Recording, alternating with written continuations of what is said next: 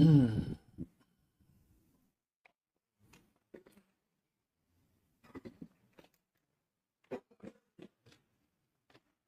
لله والصلاة والسلام على رسول الله وعلى آله وصحبه ومن والاه أما بعد. أيها الإخوة في الله، نلتقي وإياكم في هذه الليلة المباركة، وليلتنا هذه هي 23 من شهر جمادى الأولى لعام 46 و400 وألف للهجرة، الموافقة 24 من شهر نوفمبر لعام 24 و2000. كعادتنا في ليالي الاثنين نعقد هذه المجالس المباركة في بيت الله لأجل التعرف على خيار الناس بعد الأنبياء والرسل، أعني بهم أصحاب رسول الله صلى الله عليه وسلم ورضي الله عنهم. وفي هذه الجلسة بإذن الله عز وجل سننهي جولتنا في بستان ذي أشجار مثمرة، فواكهها حلوة وطعمها من ألذ الأمور، ولم نزل نقتطف هذه الثمار حتى وصلنا إلى الشجرة الأخيرة من جولتنا هذه في بستان 10 المبشرين بالجنة. وكنا قد تحدثنا في لقائنا الماضي عن أبي عبيدة بن الجراح أمين هذه الأمة رضي الله عنه وأرضاه، وبقي لنا من هؤلاء الأخيار أخيرهم وهو سعيد بن زيد بن عمرو بن نوفل رضي الله عنه وأرضاه. فنسأل الله تبارك وتعالى أن يعيننا وأن يوفقنا للمرور على ما يسر لنا من الوقوف عليه، ونسأله عز وجل أن يجعل هذه المعلومات سببا لزرع محبتهم في قلوبنا ولشحذ هممنا للاقتداء بآثارهم واتخاذهم أسوة في حياتنا كلها، ونسأله عز وجل أن يجمعنا بهم في أعلى فراديس الجنان، إنه ولي ذلك والقادر عليه. Mes très chers frères, nous nous retrouvons dans cette 23e nuit du mois de Jumad al-Oula de l'an 1446, c'est-à-dire le 24 novembre 2024. Comme chaque dimanche soir, nous nous retrouvons dans la mosquée afin de faire connaissance avec l'élite de l'humanité après les prophètes et les messagers, c'est-à-dire les illustres et nobles compagnons de notre prophète bien-aimé alayhi salatu wassalam, et qu'Allah les agrée. Nous sommes depuis de nombreuses séances en compagnie des meilleurs hommes qui ont accompagné le prophète alayhi salatu wassalam, ceux qu'on appelle les 10 promis au paradis. Et la semaine dernière, Allah nous a permis de clôturer notre mention de celui qu'on appelle le digne de confiance de cette communauté, c'est-à-dire Abu Ubaida ibn Jarrah radiyallahu anhu. Et ce soir ensemble, Inch'Allah ta'ala, nous allons clôturer notre promenade dans ce jardin aux arbres fruitiers dont les fruits ont un goût doux et sucré, le jardin des 10 promis au paradis. Nous n'avons cessé de cueillir ces fruits et de nous abreuver de leur jus, et aujourd'hui nous allons nous pencher sur le dernier arbre de ce jardin, car Saïd ibn Zayd radiyallahu anhu est le dernier des 10 de ce groupe béni. Et quand je dis le dernier des 10, c'est le dernier et pas le moindre. Walaysa fihim dani. Et il n'y a pas parmi eux quelqu'un qu'on pourrait qualifier ainsi. Et on verra après aussi, Inch'Allah ta'ala, que ces 10 privilégiés ne sont pas les seuls à qui le prophète sallallahu alayhi wa sallam a promis le paradis. Nous demandons donc à Allah tabaraka wa ta'ala de faire que ces assises soient un argument pour nous et non contre nous, et que ce soit une cause pour qu'il sème dans nos cœurs un amour pour ces hommes, et qu'il nous permette et nous accorde de la réussite de les prendre comme exemple et comme modèle dans notre vie de tous les jours, et qu'il nous fasse l'extrême privilège de nous réunir avec eux dans l'au-delà, dans les plus hauts degrés du paradis. روى الطبراني عن شباب العصفري في نسب هذا الرجل وهو سعيد بن زيد ابن عمرو بن نفيل ابن عبد العزى ابن رباح ابن عبد الله ابن قرط ابن رزاح ابن عدي ابن كعب وهو قرشي فيلتقي نسبه مع نسب النبي صلى الله عليه وسلم. وكذلك أبوه أخ لأبي عمر بن الخطاب، فعمر رضي الله عنه ابن عمه وهو ابن عم له أيضا. وأمه اسمها فاطمة بنت بعجة وقيل نعجة ابن أمية ابن خويلد ابن خزاعة، وأمه دخلت الإسلام مع السابقين الأولين فهي منهم رضي الله عنها وأرضاها. Déjà, sa généalogie, Saïd ibn Zayd ibn Amr ibn Nufayl, jusqu'à cet ancêtre commun qu'il a avec le prophète, alayhi as-salatu was-salam, Ka'b. Il est donc un parent éloigné du prophète, alayhi as-salatu was-salam, et un Qurashi, un habitant de génération en génération de la Mecque.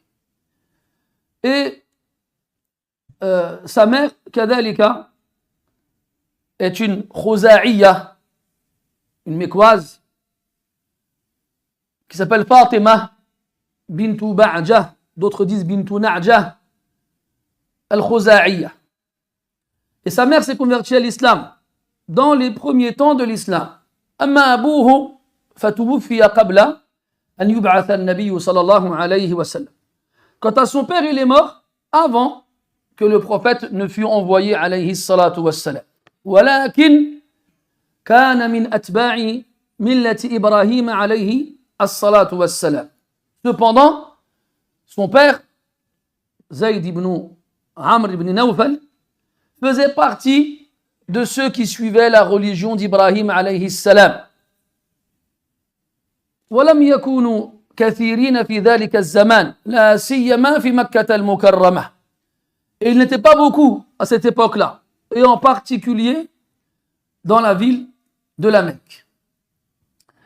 فقد روى الطبراني عن نفيل بن هشام بن سعيد بن زيد عن أبيه عن جده أنه قال: خرج ورقة بن نوفل وزيد بن عمرو يطلبان الدين حتى مرا بالشام، فأما ورقة فتنصر، وأما زيد فقيل له: إن الذي تطلب أمامك، فانطلق حتى أتى الموصل، فإذا هو براهب، فقال: من أين أقبل صاحب المرحلة؟ قال: من بيت إبراهيم. قال: ما تطلب؟ قال: الدين. فعرض عليه النصرانية فأبى أن يقبل، وقال: لا حاجة لي فيه. قال: أما إن الذي تطلب سيظهر بأرضك، فأقبل، وهو يقول: لبيك حقا حقا، تعبدا ورقا، البر أبغي لا الحال، وهل مهاجر كمن قال: عذت بما عاذ به إبراهيم وهو قائم، وأنفي لك اللهم عن راغم، مهما تجشمني فإني جاشم، ثم يخر فيسجد للكعبة. قال: فمر زيد بن عمرو بالنبي صلى الله عليه وسلم وزيد بن حارثة وهما يأكلان من سفرة لهما، فدعياه فقال: يا ابن أخي، لا آكل مما ذبح على النصب. قال: فما رؤي النبي صلى الله عليه وسلم يأكل مما ذبح على النصب من يومه ذلك حتى بعث. قال: وجاء سعيد بن زيد رضي الله عنه إلى النبي صلى الله عليه وسلم فقال: يا رسول الله، إن زيدا كان كما رأيت، أو قال كما بلغك، فاستغفر له. فقال صلى الله عليه وسلم: نعم. فاستغفر له، فإنه يبعث يوم القيامة أمة وحده. Le père de Saïd ibn Zayd, radiyallahu anhu, comme je vous l'ai dit, n'a pas accepté la religion de son peuple, le polythéisme et l'idolâtrie. Il était à la Mecque et a refusé de faire comme eux, d'adorer autre qu'Allah subhanahu wa ta'ala. Et dans de nombreuses versions, je vous les passe car il y en a vraiment beaucoup, on nous parle de sa présence à la Mecque et comment il leur interdisait d'adorer autre qu'Allah et comment il essayait tant bien que mal de les appeler au tawhid, à l'unicité d'Allah subhanahu wa ta'ala. Puis au bout d'un moment, quand il n'était plus possible pour lui de vivre à la Mecque, il y avait avec lui un autre homme que vous connaissez tous, Waraqat ibn Nawfal. Waraqat ibn Nawfal faisait aussi partie de ces rares personnes à la Mecque qui ont refusé d'adorer des statues, comme le reste des gens. Alors ils se sont mis d'accord pour quitter la Mecque et pour se diriger vers le nord de l'Arabie à la recherche de la vraie religion. Ils se sont rendus au Sham, à Jérusalem, où il y avait de nombreux gens du livre. Waraqa ibn Nawfal, rahimahullah, a rencontré des moines qui l'ont appelé au fait de suivre Isa alayhi salam, et il accepta cela. Et il a appris l'araméen, et il a appris à lire, et il étudia les anciens textes et les écrits sacrés, et devint un érudit dans cela. Quant à Zayd, il n'a pas été convaincu par ce qu'on lui a proposé là-bas. Et lorsqu'on lui a demandé des détails, qu'est-ce que tu recherches exactement? Il a dit, je recherche la religion d'Ibrahim. Car il avait décelé dans la forme du christianisme qu'on lui avait proposé déjà des brides d'association ou de l'association pure. Alors, on lui dit, tu devrais plutôt rechercher ailleurs. Et il a continué son chemin jusqu'à arriver dans Al-Mawsil, Mossoul que vous connaissez tous en Irak. Et là-bas, il a rencontré un moine. Après avoir discuté brièvement, le moine lui demande ce qu'il recherche. Il lui dit, je recherche la religion d'Ibrahim. Alors le moine lui a proposé aussi le christianisme, mais il ne l'a pas accepté. Le moine lui a dit, écoute, ce que tu recherches est sur le point d'arriver. Il est devant toi. Alors, attends, il arrive. Et vous savez, on avait déjà dit ensemble de nombreuses fois que les moines, peu de temps avant l'avènement du prophète, alayhi salatu wassalam, avaient vu des signes et savaient que sa sortie était très proche. Et ils savaient qu'il allait sortir en Arabie. Donc, Zayd ibn Amr retourne en Arabie. Donc, je vous passe les quelques vers de poésie qu'il a déclamés dans lesquels il exprime son monothéisme et son adoration. C'est-à-dire qu'il se prosternait devant la Kaaba en adorant qu'Allah subhanahu wa ta'ala. Une fois, le prophète alayhi salatu wassalam, qui n'était pas encore prophète, était à l'extérieur avec son fils adoptif Zayd ibn Haritha, radiyallahu anhu. C'est avant l'islam. Et il mangeait dehors avec d'autres Mekwa, autour d'une nappe sur laquelle il y avait différents plats, et notamment de la viande. Et Zayd ibn Amr passe à leur proximité, et le prophète, alayhi salatu wassalam, l'invite à se joindre à eux pour manger. Et là, Zayd ibn Amr lui dit, je ne mange pas de ce qui a été sacrifié pour les statues. Et à partir de là, le prophète alayhi salatu wassalam n'a plus jamais mangé de ces viandes lorsque Zayd lui a dit cela.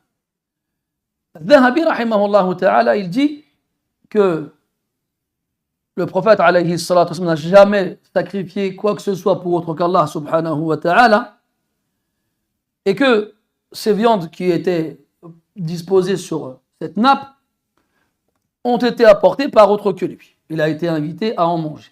Et comme on le sait, l'interdiction de manger des viandes qui ont été sacrifiées pour autre qu'Allah Azza wa Jal a été révélé dans le Coran après.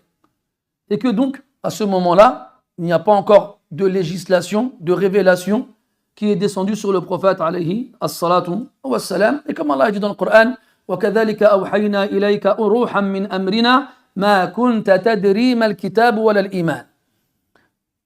Tu ne savais pas avant qu'on te fasse la révélation ce qu'était le livre ni la foi. وَإِن كُنْتَ مِنْ قَبْلِهِ لَمِنَ الْغَافِلِينَ. Pourquoi tu ignorais ces choses-là? Car Allah ne lui avait pas révélé. Donc il n'y a absolument aucune tare ou aucune critique dans cette information-là. Et d'ailleurs, au contraire, c'est honorable car il s'est abstenu à partir de ce moment-là, avant la révélation, de manger à nouveau d'une viande qui aurait été sacrifiée pour autre qu'Allah subhanahu wa ta'ala. Les historiens nous disent que Zayd ibn Amr, donc le père de Saïd, est mort à peu près 5 ans avant le début de la révélation. Al-Bukhari yarwi عن أسماء بنت أبي بكر رضي الله عنهما أنها قالت لقد رأيت زيد بن عمرو ابن نفيل قائما مسندا ظهره إلى الكعبة يقول يا معشر قريش والله ما فيكم أحد على دين إبراهيم غيري وكان يحيي الموؤودة يقول للرجل إذا أراد أن يقتل ابنته يعني تمهل لا تقتلها أنا أكفيك مؤونتها فإذا ترعرعت أي كبرت قال لأبيها إن شئت دفعتها إليك وإن شئت كفيتك مؤونتها. Al-Bukhari rapporte d'après Asma bint Abi Bakr radiyallahu anhuma que Zayd ibn Amr, elle se rappelle, alors qu'elle était petite, avoir vu Zayd ibn Amr, le père de Saïd, à la Mecque, debout, le dos appuyé contre la Kaaba, en train de s'adresser à Quraysh. Il leur jure par Allah qu'aucun d'entre eux n'est sur la religion d'Ibrahim en dehors de lui. Pourquoi il leur dit ça? Parce qu'ils prétendaient être sur la religion d'Ibrahim. Mais ils ont attribué le shirk à Ibrahim. Ils ont dit que le shirk qu'ils accomplissaient, ils l'avaient appris des enseignements qu'Ibrahim leur avait laissés. Cela est faux. Et c'est pour ça que tu remarques que dans le Coran, Allah Ta'ala répète souvent وَمَا كَانَ مِنَ الْمُشْرِكِينَ en parlant d'Ibrahim alayhi salam. ittabi' millata Ibrahim hanifa. Pourquoi elle a rajouté hanifa, qui veut dire celui qui est à l'opposé du shirk?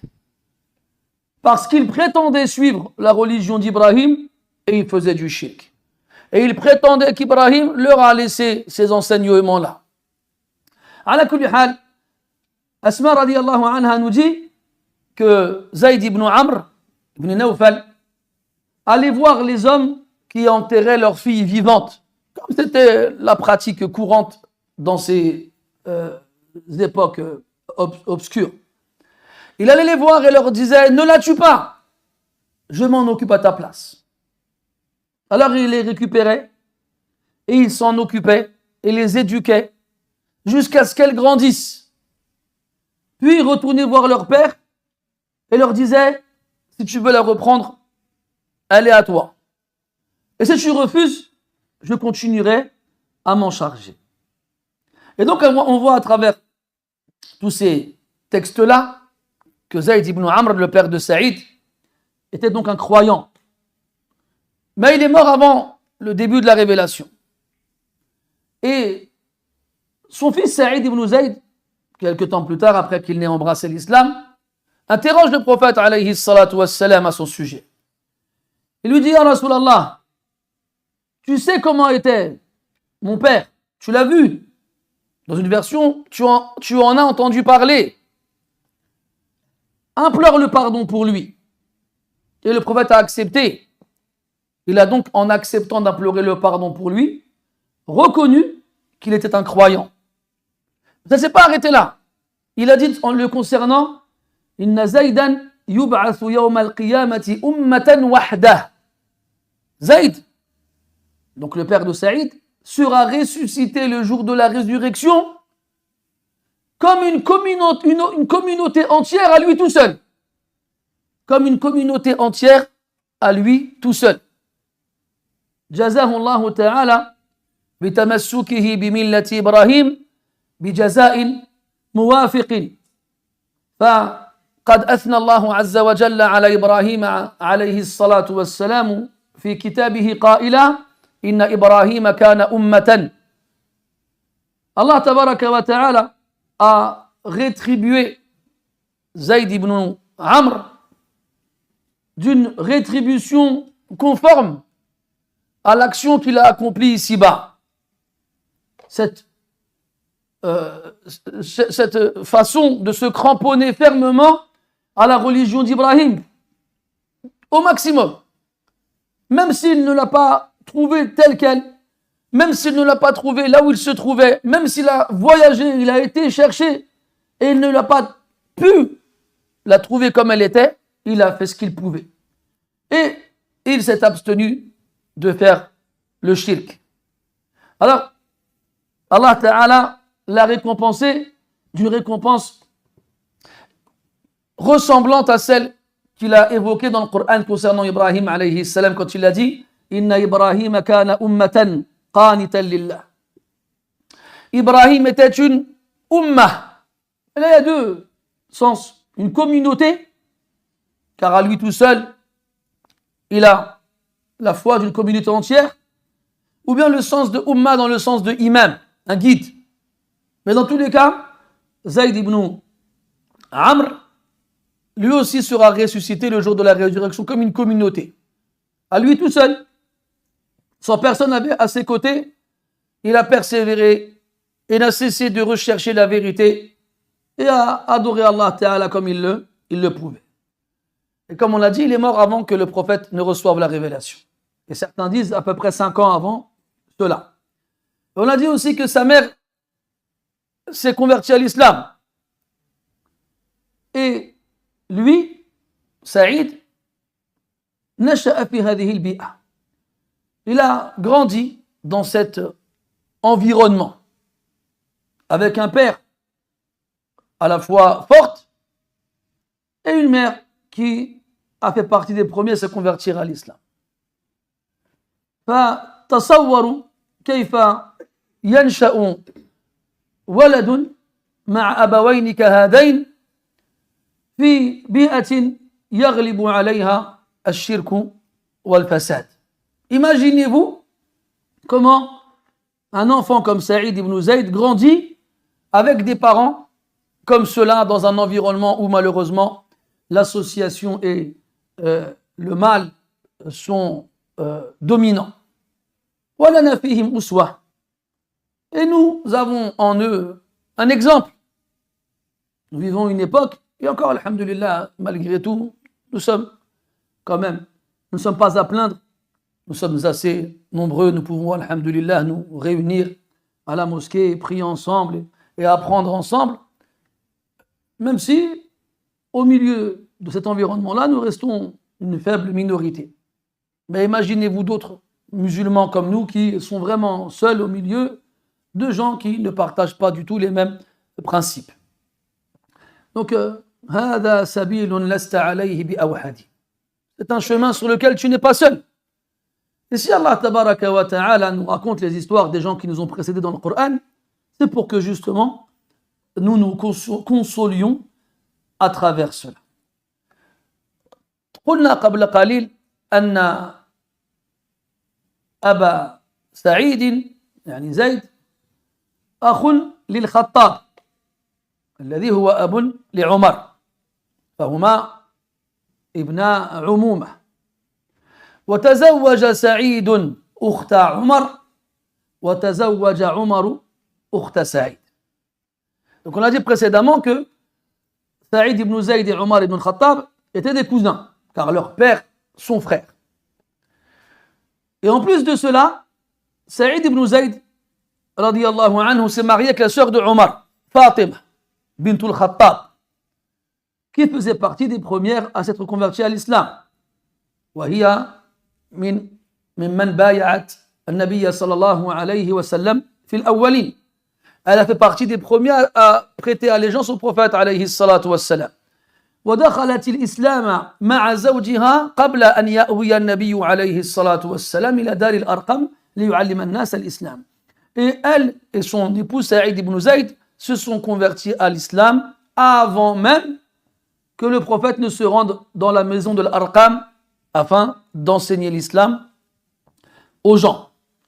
Et Omar ibn Khattab radiallahu anhu s'est marié avec la sœur de Saïd ibn Zayd, mais pas à la même époque.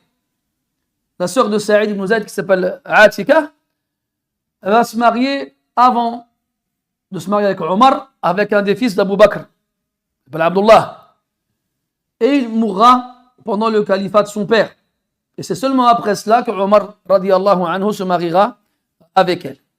Ala kulli hal, donc il y avait une sila qawiya, il y avait un lien fort entre Omar radiallahu anhu et Saïd. C'est son cousin et c'est son beau-frère. Et on va revenir sur ce lien-là par la suite, Inch'Allah ta'ala.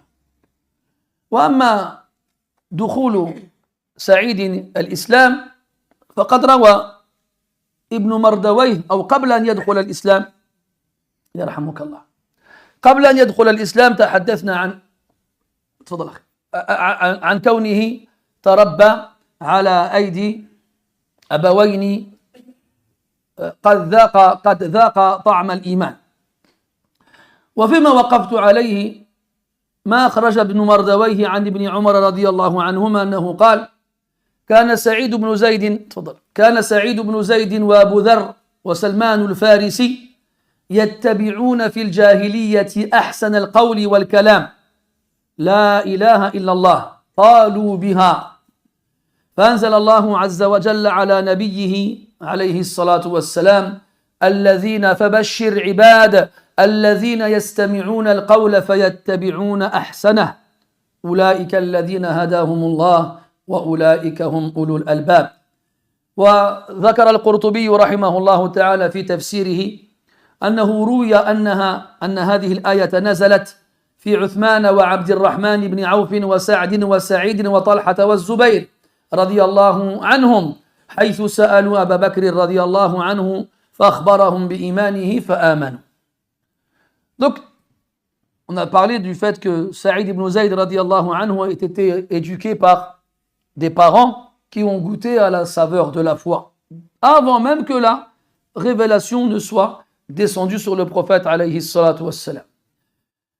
Et on est donc en mesure de s'imaginer comment Saïd pouvait être avant que n'entende parler de l'islam.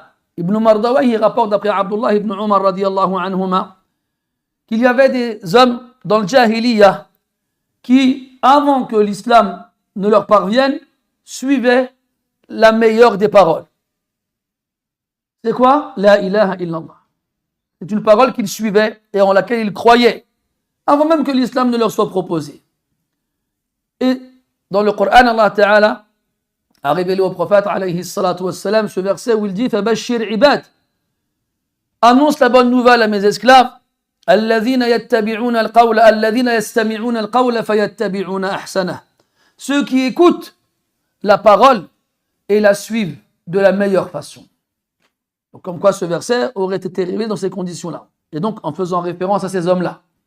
Et le Qurtubi rapporte une autre version qui elle aurait lieu après leur conversion pour le même verset, comme quoi donc Uthman et Abdurrahman ibn Auf et Sa'd ibn Abi Waqqas et Sa'id ibn Zayd et Talha ibn Ubaydillah et Zubayr ibn Awam radiyallahu anhum ont interrogé Abu Bakr radiyallahu anhu sur sa position vis-à-vis de ce prophète qui appelle à l'adoration d'Allah.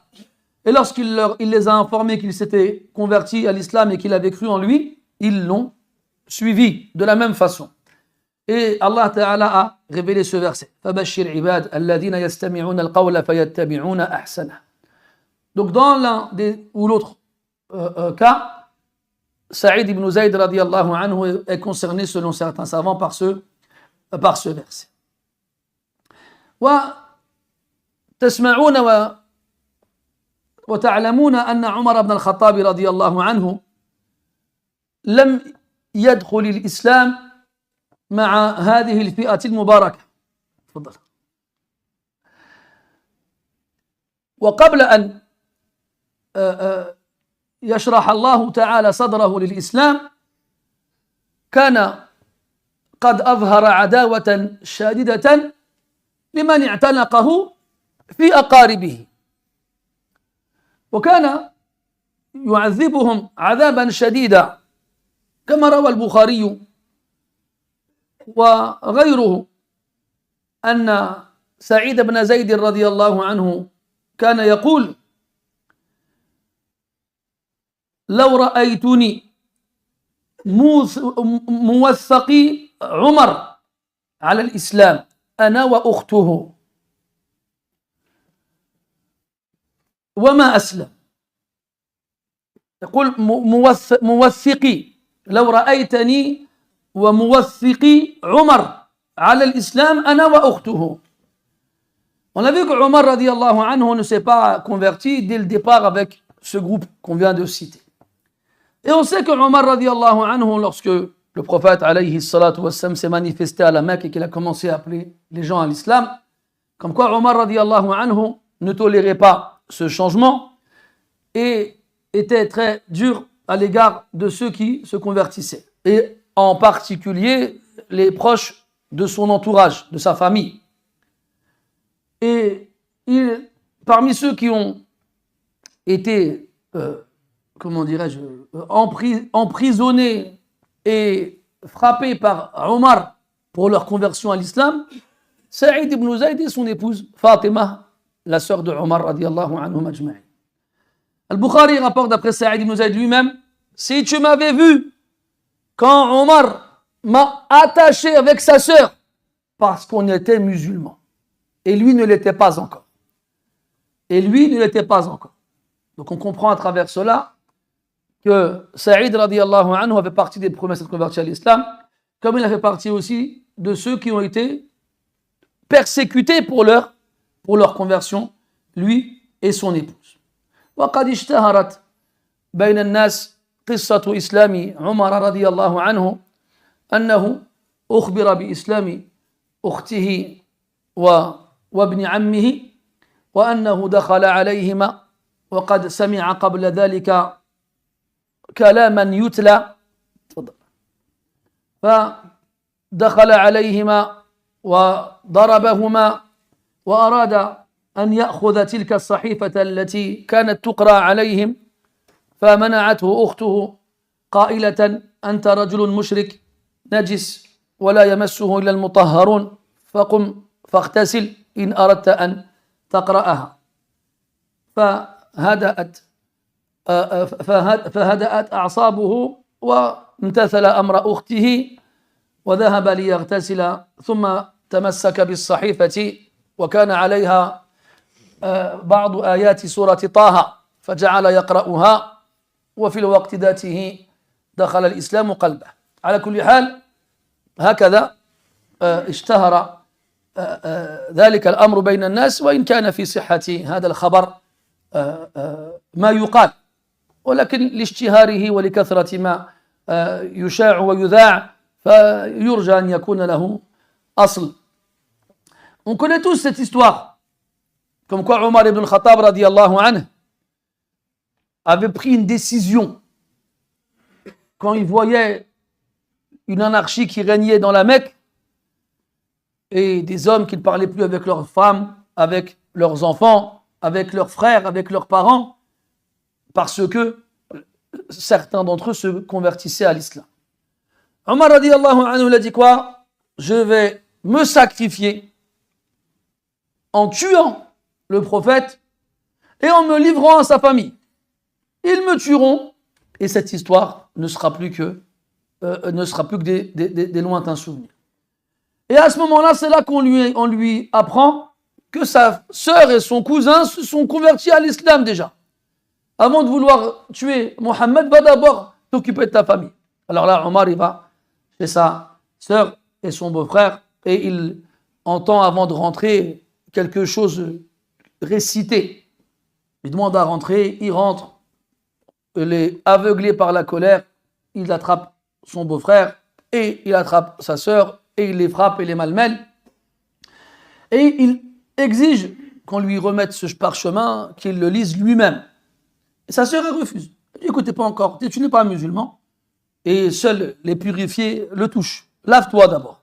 Il a accepté, il s'est calmé, il s'est lavé, et il a récupéré le parchemin sur lequel se trouvaient les premiers versets de Surah Taha, et en les lisant, Allah Ta'ala a ouvert le cadenas qui fermait son cœur et l'a guidé à l'islam.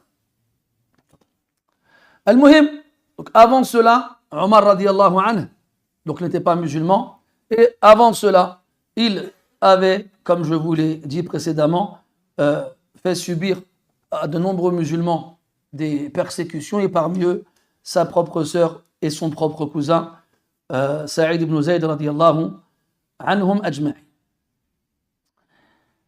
ثم بقي سعيد رضي الله عنه مع النبي صلى الله عليه وسلم بمكة في هذه الأجواء الصعبة، فكما لا يخفى عليكم هاجرت طائفة من المؤمنين إلى الحبشة، أما سعيد فلم يهاجر وبقي بمكة رغم الصعوبة القصوى، إلى أن أذن الله تبارك وتعالى المؤمنين بالهجرة إلى المدينة، فكان رضي الله عنه من أول من هاجر كما قال ذلك ابن حجر،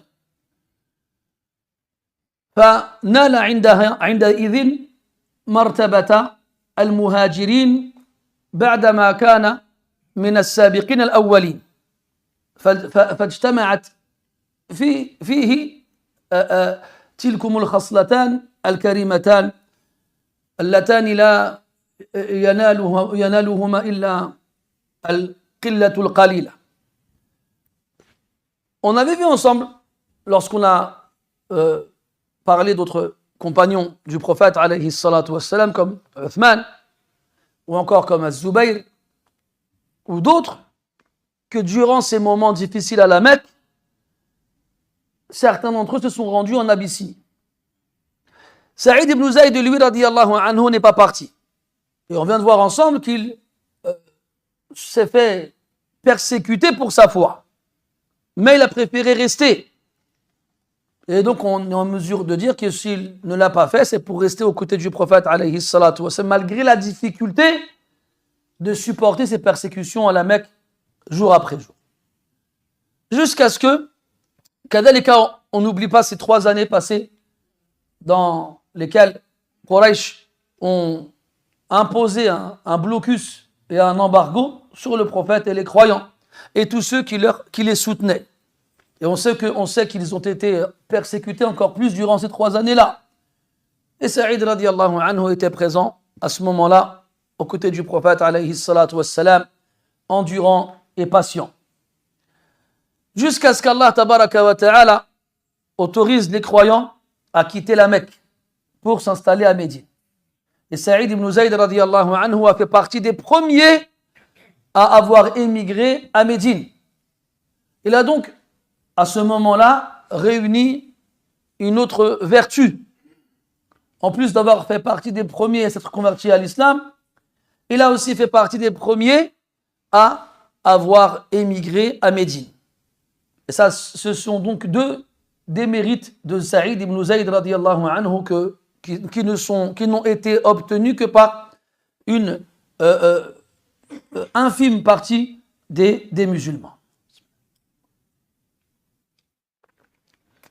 ثم جاء وقت معركة بدر، وسعيد رضي الله عنه لم يشهد معركة بدر. لماذا؟ لأن النبي صلى الله عليه وسلم كان قد بعثه إلى مهمة مع طلحة بن عبيد الله رضي الله عنه. فقد روى الحاكم عن عروة رحمه الله تعالى أنه قال: سعيد بن زيد بن عمرو بن نفيل قادم من الشام بعدما رجع رسول الله صلى الله عليه وسلم من بدر، فكلم رسول الله صلى الله عليه وسلم فضرب له بسهمه، قال: وأجري يا رسول الله؟ قال: وأجرك. وذكر ابن سعد في طبقاته عن الواقدي عن رجاله أنهم قالوا: لما تحين رسول الله صلى الله عليه وسلم وصول عير قريش من الشام بعث طلحة وسعيد بن زيد رضي الله عنهما قبل خروجه من المدينة ب10 يتحسسان خبر العير فبلغ الحوراء فلم يزالا مقيمين هناك حتى مرت بهم العير فتساحلت أي اتخذت سبيل الساحل فبلغ نبي الله صلى الله عليه وسلم الخبر قبل مجيئهما فندب أصحابه وخرج يطلب العير فتساحلت وساروا الليل والنهار ورجع طلحة وسعيد ليخبرا فوصلا المدينة يوم الوقعة فخرج يؤمانه وضرب لهما رسول الله صلى الله عليه وسلم بسهمهما وأجورهما. On arrive après l'installation des croyants à Médine. Donc, comme vous le savez, parmi les premières choses que le prophète a faites, alayhi salatu wassalam, c'est de fraterniser entre les muhajirin et les ansar. Et celui avec lequel le prophète sallallahu alayhi wa sallam a fraternisé avec Sa'id ibn Zayd était Ubay ibn Ka'b radiyallahu anhu. Puis on arrive à la période de la bataille de Badr. Et Sa'id ibn Zayd radiyallahu anhu n'y a pas assisté. Pourtant, dans le Bukhari, dans une narration rapportée par lui dans son authentique, son recueil authentique, on trouve le nom de Sa'id ibn Zayd parmi ceux qui ont participé à la bataille de Badr. Pourquoi? Parce que le prophète alayhi salatu wassalam avait appris que la caravane de Quraysh qui venait du Sham était sur le point d'arriver. Alors, le prophète alayhi salatu wassalam a envoyé Sa'id ibn Zayd et Talha ibn Ubaydillah radiyallahu anhuma en direction du Sham afin de confirmer l'arrivée de la caravane. Et ceci s'est passé 10 jours avant la bataille. Alors, Talha et Saïd sont partis comme le prophète leur a demandé, alayhi salatu wassalam, et ils se sont installés dans un endroit qu'on appelle Al-Hawra, dans le nord de l'Arabie. Comme vous connaissez l'histoire, Abu Sufyan, qui était à la tête de la caravane, a appris que le prophète avait l'intention de l'intercepter, alayhi salatu wassalam. Il a donc changé d'itinéraire. Et il a préféré longer la côte. Et Talha et Saïd l'ignoraient. Mais le prophète l'a appris par la suite. Alors il est sorti de Médine pour les intercepter. Et ils se sont rencontrés à Badr. Vous connaissez la fin de l'histoire. Talha et Saïd, eux, rentrent à Médine et apprennent que le prophète était parti à Badr le jour de la bataille. Alors qu'est-ce qu'ils font? Ils se dirigent vers Badr, mais ils arrivent trop tard, après la fin de la bataille. Et là, Saïd va voir le prophète, alayhi salatu wassalam, et lui demande est-ce qu'il peut avoir une part du butin? Et le prophète lui donne, alayhi salatu wassalam. Et là, Saïd lui demande est-ce qu'il peut aussi avoir la récompense de ceux qui ont participé à cette bataille? Et là, le prophète l'informe que oui, car la raison pour laquelle il s'est absenté, il était indépendant de sa volonté, il n'a fait qu'obéir au prophète alayhi salatu wassalam. Et c'est la seule bataille à laquelle il n'a pas assisté, sinon toutes les autres, jusqu'à la mort du prophète alayhi salatu wassalam, il était présent, que ce soit Uhud, ou Al-Khandaq, ou Al-Fath, ou Al-Hudaybiyah, ou Tabouk, ou Hunayn, ila akhirih. Toutes ces batailles-là, Saïd radiyallahu anhu était présent auprès du prophète alayhi salatu wassalam. وروى البخاري ومسلم خبرا عجيبا جميلا وجديرا بالذكر في هذا الموطن. يقول سعيد بن حبيب كان مقام أبي بكر وعمر وعثمان وعلي وسعد وسعيد وطلحة والزبير وعبد الرحمن بن عوف مع النبي صلى الله عليه وسلم واحدا كانوا أمامه في القتال وخلفه في الصلاة.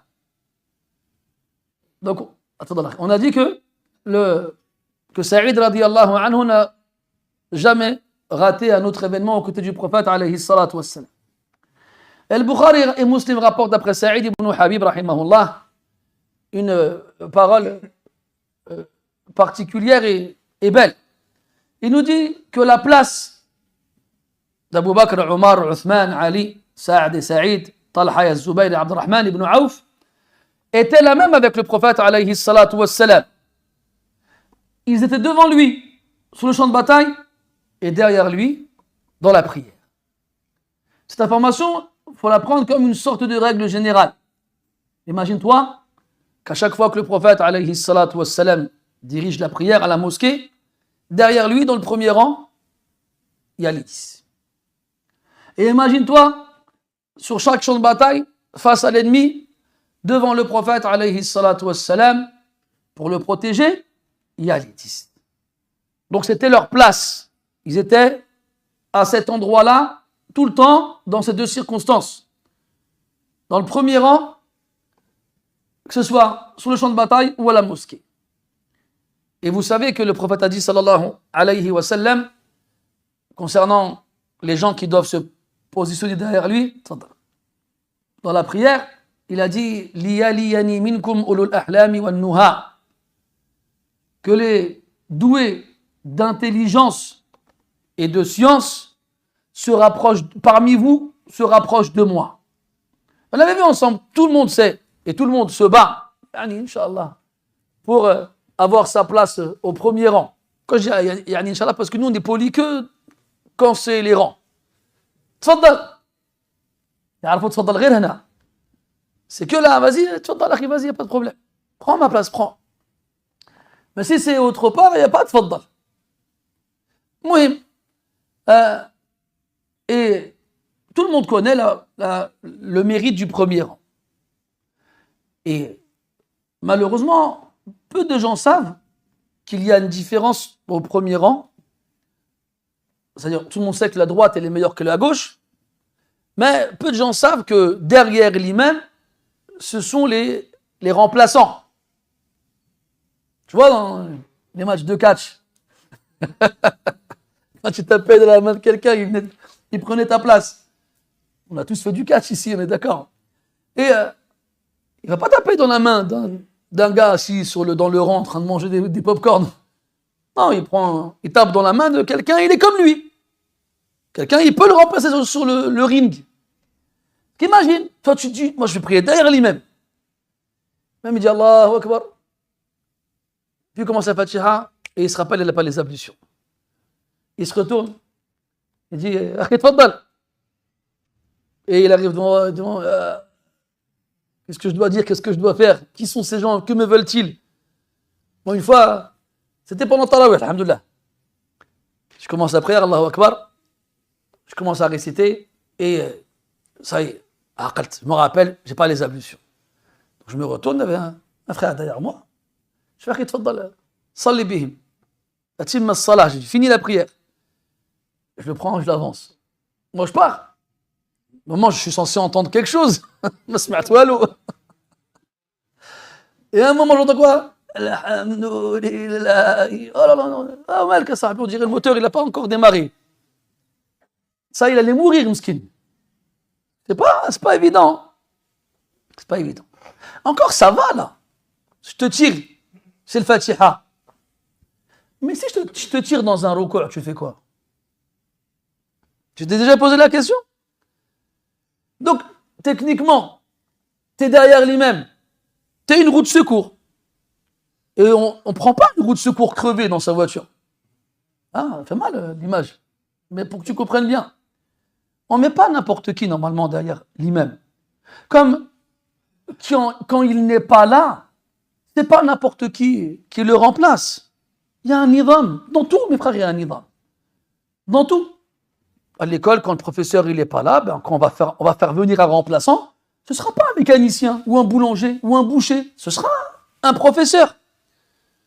Pareil pour dans certaines sociétés, tu as toujours un technicien qui sait un peu faire tous les postes. Quand il y a quelqu'un dans la chaîne, il ne peut pas venir, il vient, il remplace. On ne ramène pas n'importe qui. Il n'y a que les intérims qui donnent des manutentionnaires. Porter des cartons, c'est pas difficile. Mais là, on ne te demande pas de porter des cartons, on te demande de diriger la prière. Il faut être conscient de ces choses-là. Dans les mosquées aujourd'hui, tout le monde fait comme il veut. Et quand un fou il dit aux gens, faut pas faire comme ça, on dit, qui t'a demandé ton avis, toi? Je connais dans le mac. Hein? Mes frères, هذه الأمور كلها سنسأل عنها. لا تظنون أنها ستذهب سدى. أن الله لا أقول كلفكم بل كلفتم أنفسكم برعاية هذه المساجد التي هي بيوت الله كيفما تشاءون. تفضل أخي. Ne croyez pas, mes frères, que laisser l'anarchie se répandre dans les mosquées passera à travers les mailles du filet le jour de la résurrection. J'allais dire, Allah il vous a chargé de vous en occuper, mais non, c'est vous qui vous êtes imposé cette responsabilité. Vous devrez en répondre devant Allah Ta'ala. Il vous dira, pourquoi tu as laissé un tel diriger la prière? Pourquoi tu as choisi ton ami et pas celui que tu sais qui connaît mieux le Coran que lui? Pourquoi tu as fait ça? Pourquoi tu as fait ça? Donc, préparez des réponses pour ces questions. Je dis ça, je parle en général, même si je suis à la mosquée ici. Si on était dans ces conditions-là, je ne serais pas en train de vous parler à ce moment-là. Mais je parle de l'état de la plupart des mosquées, malheureusement, en France et même à l'extérieur des frontières de ce pays. Sallallahu alayhi wa sallam. Parce que, pourquoi on est arrivé jusqu'à là? C'est simple en vrai. La question, c'est on est arrivé en France. Il n'y a pas de mosquée. Nous allons au bled. Qui يتكلف بالمساجد? الوزارة. Il y a une wizara. Dans les pays musulmans, qui s'occupe des mosquées? Il y a un ministère. Nos pères, أعمامنا وآباؤنا الله يحفظ الأحياء منهم ويرحم الموتى. جاوا لفرنسا. جبروا شي مساجد. ما كانش المساجد. Il n'y avait pas de mosquée. Il n'y avait pas de mosquée. Donc ils ont dû retrousser leurs manches. En plus de la galère du travail, s'occuper de leur famille, ils sont partis s'occuper des mosquées. Et Allah Ta'ala, par sa grâce, puis par leur cause, ben on est dans les mosquées aujourd'hui. Et ces gens-là, ils ont ittaqaw Allah mastata'u. Qu'est-ce qu'ils ont fait? Eux, ils ont craint Allah comme ils ont pu. Après, eux, l'asaf ma kanouch a'arfin hadi al-ahkam. Ils connaissaient pas ces règles. Donc, au bled, ils n'ont pas besoin de les connaître. Il y a un imam, il y a une wizara, il y a tout ce qu'il faut. Ils sont venus ici, ils se sont dit, très bien. Je connais le Coran fikum, ana tfaddal. Ça n'a pas été plus loin. Puis après, il y a des règles qui sont restées, notamment le kibir, il a toujours raison. La question de le vieux a toujours raison. Des mosquées où l'imam c'est le plus vieux. Là, c'est pas ça. Et c'est aussi des gens qui ont des profils différents. Madrasouch al-Ahkam, ils ont géré les mosquées comme ils ont pu, et c'est resté comme ça. C'est resté comme ça. Il y a des mosquées où le bureau il a changé, les gens ils ont appris, et ça c'est bien, ça a bien continué. Et d'autres où non. C'est pas facile. Vous savez, ouvrir des mosquées, s'en occuper, bon, on va pas loin. Demandons aux frères ici qui sont là, toute la journée dans le froid, le jour de vendredi, à dire aux gens, assieds-toi, il dit, je m'assois pas là, qu'est-ce qu'il y a? Ou là, il lui dit, c'est fermé, il dit, c'est pas fermé, qu'est-ce qu'il y a? Hein? Il y a un frère, il a failli se faire écraser par la voiture de quelqu'un parce qu'il voulait pas le laisser rentrer dans le parking parce qu'il n'y avait plus de place. Mets-toi à la place de ces gens-là. Ah, je vais pas loin, moi. Moi, des fois, j'ai des gens qui viennent me voir, ils me parlent pendant une demi-heure. Pendant une demi-heure, tu peux résumer sa question en 2 minutes. Tu es là comme ça, tu fais tout ton possible, tu souris et tout ça. Puis à la fin, il part, il y en a 10 autres comme lui, ils viennent. Le sourire, après le deuxième, il va ici. À la fin, à la fin, il descend. Le 10e, il vient. Il va me voir, ça y est, j'en ai marre. Je dis, bon, qu'est-ce que tu veux, toi? Il va dire, ouais, subhanallah, t'es un imam, il faut être gentil. J'étais gentil avec toute la France. À la fin, tu craques, en fait. C'est humain. T'as pas vu les médecins? Un médecin dans un hôpital. Toute la journée, il est en train de coudre les gens, en train de leur donner des médicaments, de leur faire des piqûres. Tu sais, il est froid. Il y a des gens, machallah, al-Akthariya, c'est une réalité dans les mosquées. Al-Akthariya, ils sont mrabbin, ils sont tayyibin, il n'y a pas de problème avec eux. En général, dans les mosquées, par exemple, machallah, al-khir al-baraka. En grande majorité, facile, un bon 98%, il n'y a pas de problème. Mais il suffit de quelques éléments et c'est un problème. Donc à la fin, tu es obligé de fermer les portes. Ça s'appelle Saddou al-Dhari'a.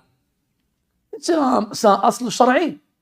المهم يا إخواني يقول الشاعر أقلوا عليهم لا أبا لأبيكم من اللوم أو سدوا المكان الذي سدوا. Ça veut dire diminuer les reproches que vous leur faites ou bien fermer la brèche qu'ils ferment. C'est pas tout le monde ça. Il y a des mosquées, mes frères. Si le mu'adhin ما يجيش باش يفتح المسجد ما كان حد باش يفتح المسجد. Il y a des mosquées, s'il n'y a pas le mu'adhin qui vient ouvrir la mosquée, il n'y a personne pour le faire.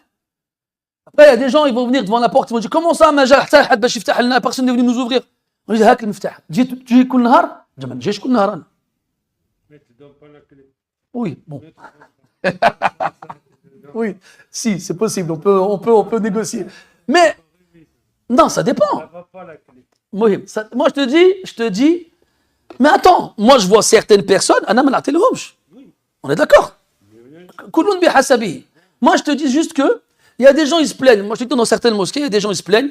Vous êtes venus en retard, vous n'avez pas ouvert. On dit, khlas, vas-y, est-ce que tu t'engages à prendre la clé et à venir et à ouvrir tous les jours, à telle heure, et à partir et à fermer, et à akhirihi? Les gens, ils veulent pas. La plupart, ils veulent pas. Mouhim, mes frères. Allah rda alayna wa alaykum. Le mas'ala dit sa'iba. Hein? Cette question-là, elle n'est pas facile. Et si on faisait comme Allah l'a dit dans le Coran, il a dit والذين أقاموا الصلاة وأمروا والذين استجابوا لربهم وأقاموا الصلاة وأمرهم شورى بينهم.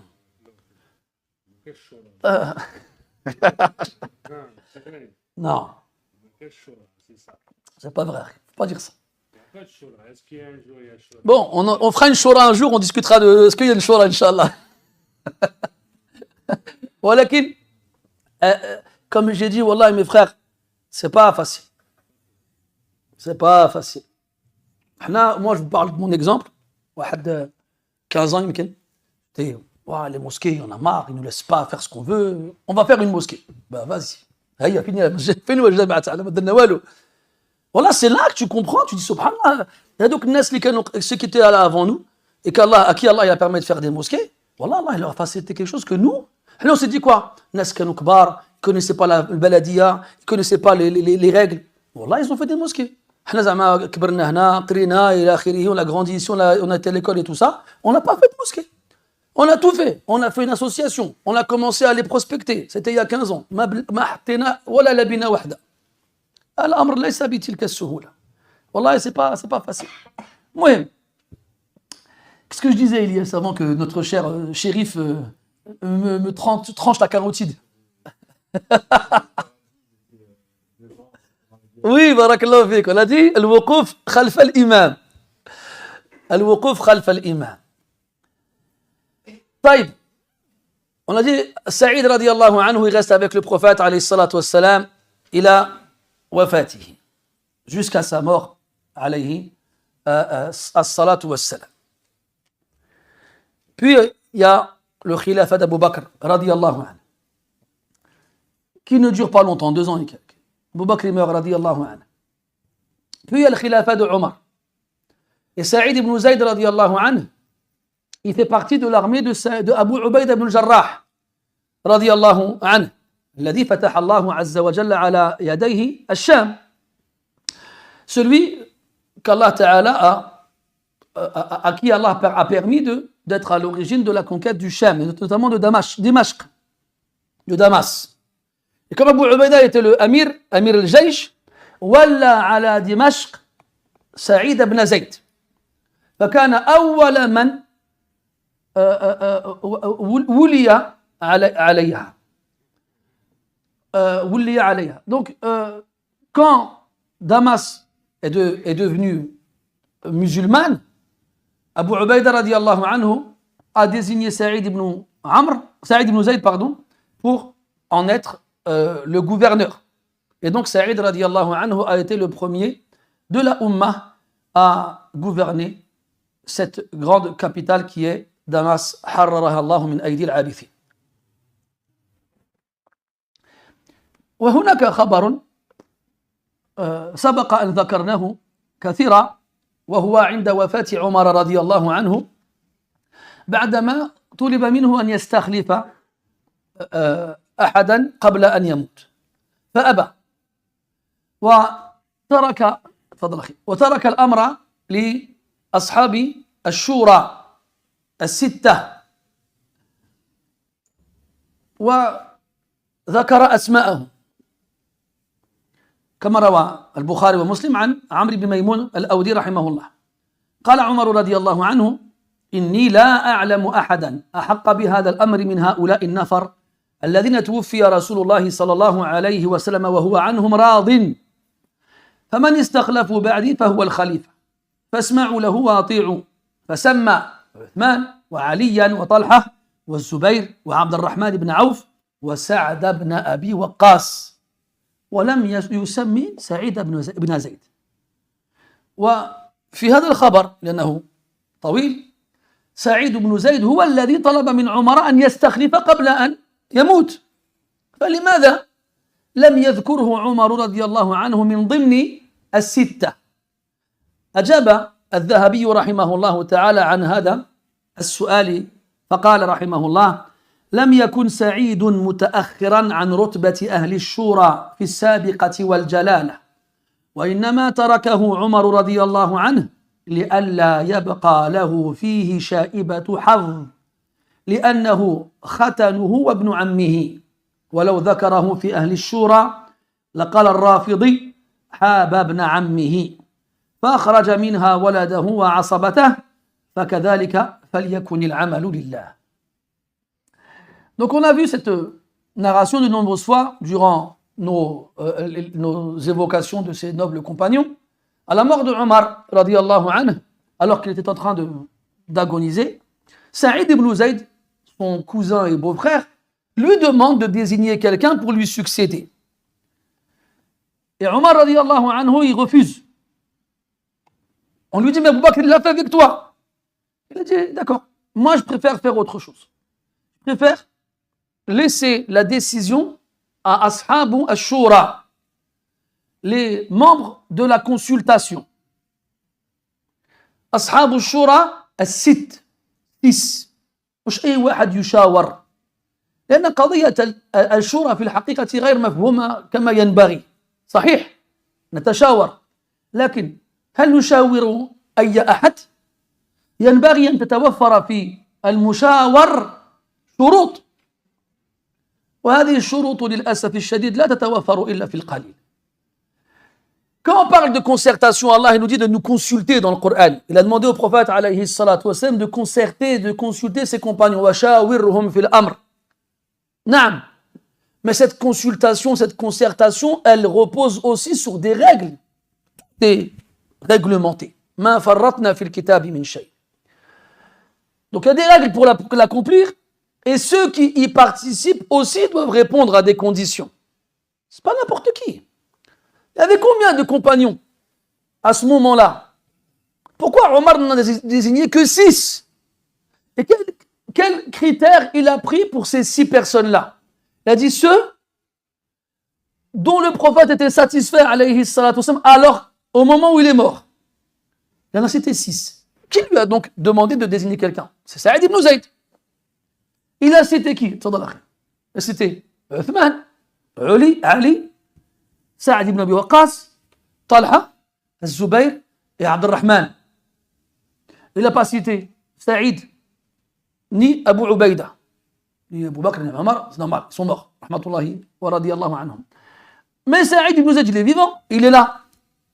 Il ne l'a pas cité. Pourquoi? Son propre fils à lui, Abdullah ibn Omar, il ne l'a pas cité. Pourquoi? Et Al-Dhahabi, rahimahullah, il répond à cette question. Il dit que Saïd radiyallahu anhu n'était pas en dehors de ceux qui ont été cités dans le rang et la vertu et le mérite. Et il avait sa place dans cette assemblée, dans cette concertation, cette consultation. Mais Omar radiallahu anhu, s'il l'a volontairement omis, c'est par rapport à sa place, la place qu'il occupe dans la proximité familiale. C'est son beau-frère et c'est son cousin. Il s'est dit, si jamais je le mets dedans, il y en a un, il va venir et va dire, regarde, il a laissé la place à son cousin. Et c'est pour ça qu'Omar n'a cité ni son fils, ni Saïd ibn Zayd, radiyallahu anhuma, dans cette consultation.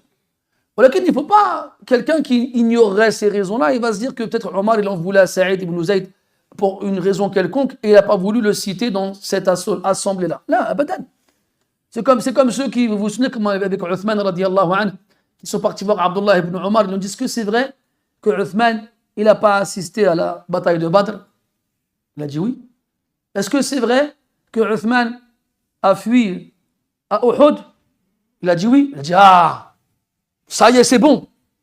On a notre preuve pour accuser Uthman et pour refuser de lui obéir. Abdullah, il fait attends. Uthman, il n'était pas là à Badr, c'est parce qu'il était la fille du prophète et qu'il était malade. Et que c'est Rasoul qui lui demande de rester à son chevet. Quant à ceux qui ont fui à la bataille de Uhud, Allah il leur a pardonné. Il a dit الذين تولوا منكم يوم التقى الجمعان إنما استزلهم الشيطان ببعض ما كسبوا ولقد عفا الله عنهم. Donc Allah dans le Coran il a dit il leur a pardonné, toi tu veux reprocher ces choses-là? على كل حال. Et ça existera toujours mes frères. شياطين الإنس والجن يوحي بعضهم إلى بعض زخرف القول غرورا. Les diables chez les humains et les démons qui vont chercher, vous savez le diable, il va monter jusqu'au ciel en tendant l'oreille et en espérant attraper et saisir une information que les anges s'échangeront. Quand il va en attraper une, il va se faire chasser par les anges et il va revenir sur terre et il va la donner à ceux qui lui demanderont en y rajoutant 100 mensonges. Une vérité pour 100 mensonges. Ça, c'est la tariqa des shayatin. Qu'ils soient avec des cornes ou sans. Il va voir. يقول العلماء مثلهم كمثل الذباب أو الذبابة يعرض له الطعام أو العسل والأذى فيترك العسل ويقع في الأذى. Et leur exemple est comparable à une mouche. Tu lui mets du miel et des déchets, vous voyez très bien à quel déchet je fais référence, il laisse le miel et il va dans les déchets. ويقول ابن رجب رحمه الله المنصف من اغتفر قليل خطأ المرء في كثير صوابه. Le juste, l'équitable, c'est celui qui s'est fermé les yeux sur le peu d'erreurs d'une personne à côté des nombreuses fois où il a eu bon. Donc, tu peux prendre des informations effectivement qui sont réelles. Là, quelqu'un va dire, regarde, Omar, il n'a pas pris Saïd ibn Zayd. Ah ouais, il y avait sûrement quelque chose. Là, c'est toi qui n'as rien compris. Donc, des fois, il y a les faits, puis il y a tout ce qui accompagne ces faits-là. Et il ne faut jamais se précipiter. طيب. بعد وفاة عمر رضي الله عنه تولى الخلافة عثمان بن عفان رضي الله عنه. وسمعتم كيف قضيت تلك الخلافة وكيف قتل عثمان ظلما وبهتانا. Donc après la mort de Omar radiallahu anhu, c'est Uthman qui prend le califat et vous avez entendu avec moi comment cela s'est passé jusqu'à ce qu'à la fin il soit lâchement assassiné et injustement dans des conditions détestables et déplorables. Et quand Saïd لما رأى كيفية تعامل هؤلاء الأشرار مع ذي النورين غضب له غضب له وذكر عمر رضي الله عنه وقال هذا الحديث الذي قلته لكم في أول الدرس غير أني اقتصرت على أوله. تمامه أن سعيد بن زيد رضي الله عنه قال للقوم: أي قوم؟ القوم الذي كان يعيب على عثمان أشياء عديدة.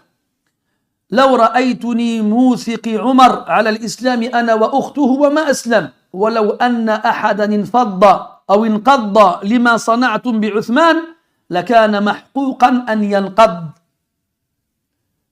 Donc on avait vu tout à l'heure au début, quand on a évoqué que Saïd ibn Zayd radiallahu anhu s'est fait attacher et persécuter par Omar lui-même avant même qu'il ne se convertisse à l'islam, ce hadith-là n'était qu'une partie d'un hadith qui continue. Et Saïd, il a dit ça dans quelles circonstances? Il a dit ça aux gens qui s'en prenaient à Uthman avant de le tuer. Il leur a dit: ah, si je m'étais vu, moi, attaché, accroché par Omar, moi et sa sœur, parce qu'on était des musulmans et lui ne l'était pas encore. S'il avait vu, si quelqu'un aurait dû se rentrer dans une colère noire par rapport à ce que vous avez fait à Uthman, eh ben c'est lui qui l'aurait été. Et Saïd radiallahu anhu était comme ça. C'était quelqu'un yaghdabu lillah fi ikhwanihi al-mazlumin. Saïd radiallahu anhu était quelqu'un qui se mettait en colère pour Allah quand ses frères subissaient des injustices. Ma kana yarda an yunala ahadun bisu walau ba'da mamatihi. Il n'acceptait pas que l'on fasse du mal à l'un d'entre eux, même après ça. وهناك حديث رواه البخاري وأحمد وأبو داود والحاكم وغيرهم. قمنا بجمع الروايات حتى تكتمل القصة. عن رياح بن الحارث أن المغيرة بن شعبة رضي الله عنه كان في المسجد الأكبر وعنده أهل الكوفة عن يمينه وعن يساره، فجاءه رجل يدعى سعيد بن زيد فرحب به وحياه المغيرة وأجلسه عند رجليه على السرير. فجاء رجل من أهل الكوفة يقال له قيس بن علقمة فاستقبل المغيرة فسب وسب، فقال سعيد رضي الله عنه: من يسب هذا يا مغيرة؟ فقال المغيرة: يسب علي بن أبي طالب. فقال سعيد رضي الله عنه: يا مغيرة بن شعب. قام بحذف آخر اسمه تصغيرا لشأنه، والأصل أن اسمه مغيرة بن شعبة. قال: يا مغيرة بن شعب، يا مغيرة بن شعب، يا مغيرة بن شعب ثلاثا. ألا أسمع أصحاب رسول الله صلى الله عليه وسلم يسبون عندك لا تنكر ولا تغير؟ فغضب فقام فأخذ بيدي فتبعته. فقال سعيد: ألا ترى إلى هذا الرجل الظالم لنفسه؟ فأنا أشهد على رسول الله صلى الله عليه وسلم بما سمعت أذني ووعاه قلبي من رسول الله صلى الله عليه وسلم، فإني لم أكن أروي عنه كذبا يسألني عنه إذا لقيته. وفي رواية: وإني لغني أن أقول عليه ما لم يقل. أنه قال وهو على حراء: أثبت حراء، إنه ليس عليك إلا نبي أو صديق أو شهيد. أبو بكر في الجنة، وعمر في الجنة، وعلي في الجنة، وعثمان في الجنة، وطلحة في الجنة، والزبير في الجنة، وعبد الرحمن في الجنة، وسعد بن مالك في الجنة، وتاسع المؤمنين في الجنة، لو شئت أن أسميه لسميته. قال: فضج أهل المسجد وخرجوا إليه يناشدونه: يا صاحب رسول الله من التاسع؟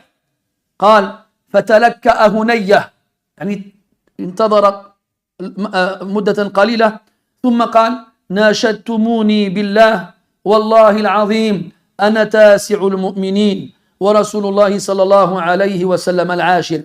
ثم أتبع ذلك يمينا قال: والله لمشهد شهده رجل يغبر فيه وجهه مع رسول الله صلى الله عليه وسلم أفضل من عمل أحدكم ولو عمر عمر نوح عليه السلام. Je vous disais que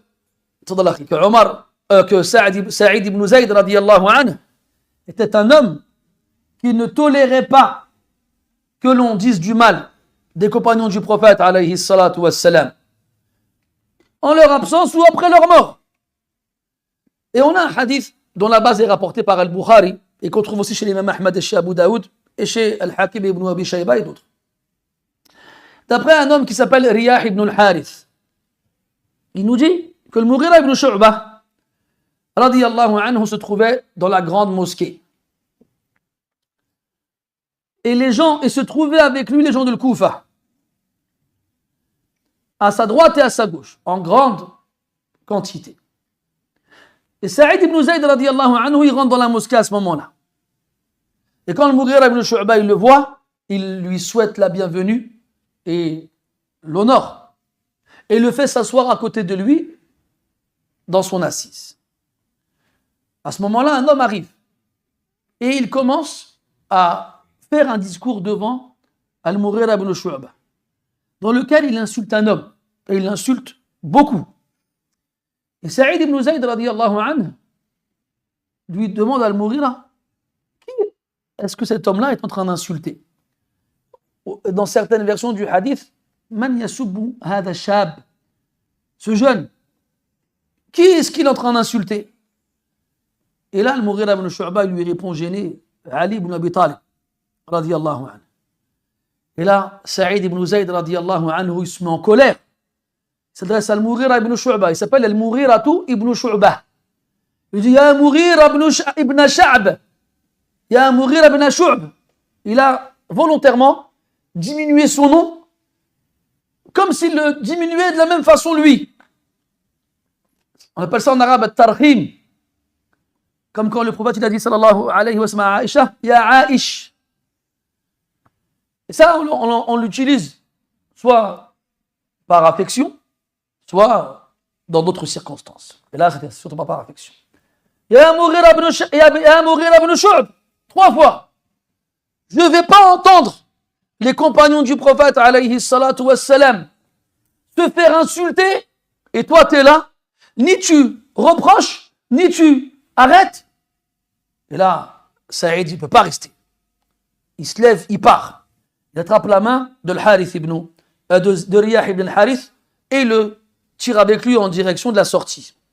وهكذا ينبغي أن نفعل إذا حضرنا مشهدا فيه تقع فيه معصية من المعاصي فأنت بين أمرين إما أن تنكر وإما أن تخرج وتغادر وتفارق أهل هذا المجلس فلا تقعد بعد الذكرى مع القوم الظالمين.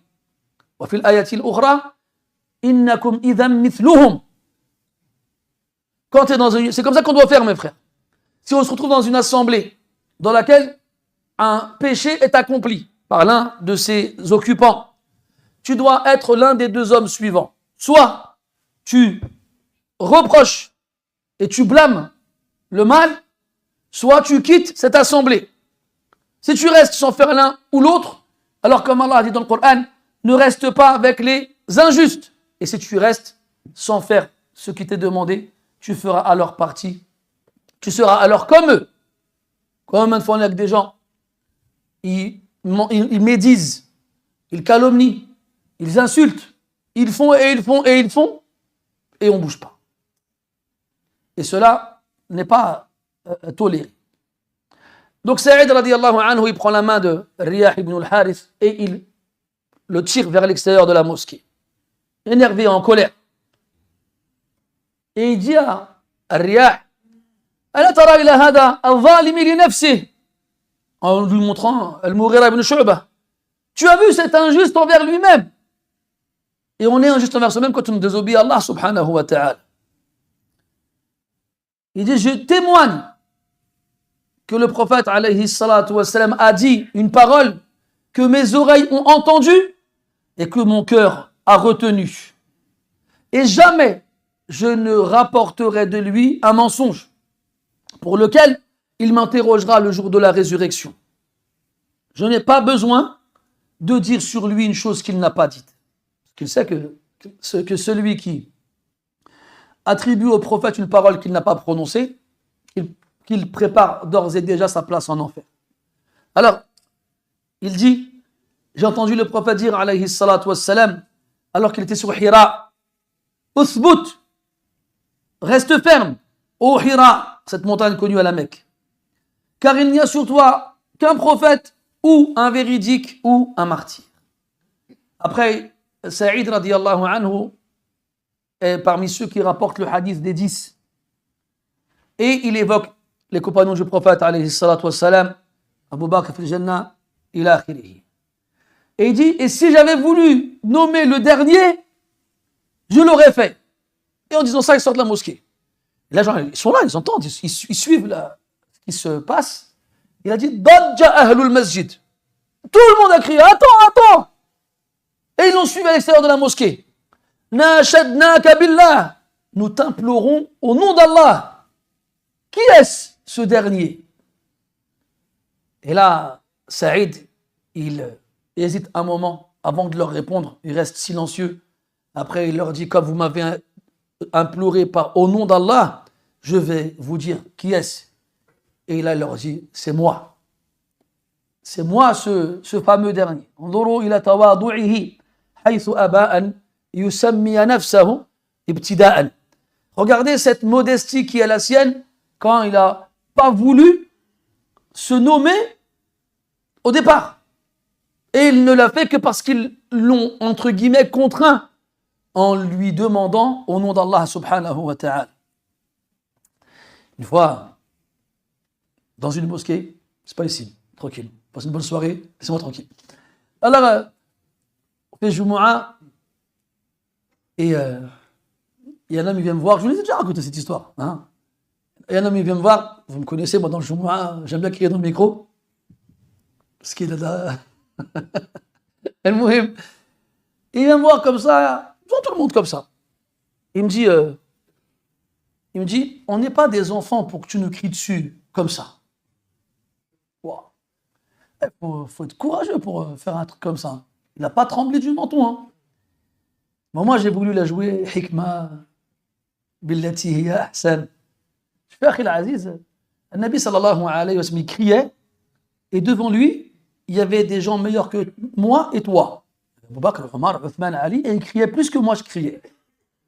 Je lui dis, si tu étais devant le prophète qu'il avait crié, tu lui aurais dit la même chose? Il me dit oui. Là, franchement, là, il m'a battu. Là, il m'a mis le punch, mais KO. Et tout le monde est là en train d'écouter, il dit ça, devant tout le monde, il dit ouais. Après, il dit, moi je suis médecin, moi.